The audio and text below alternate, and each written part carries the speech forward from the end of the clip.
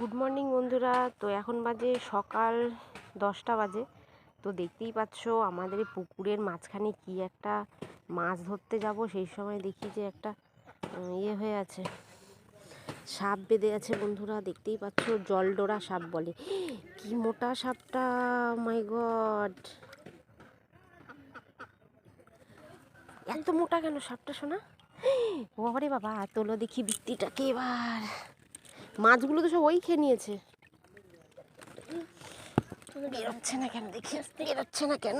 শিকারে বেঁধে গেছে। কিসে বাঁধলে এটা? উঁচু কর। ও এসে আমাকে কামড়ে না দেয়। এবার উঠেছে। কোন দিকে আছে দেখি। ওই দেখো কাণ্ড, কি বিভৎস, বেরোতে পারছে না আসলে।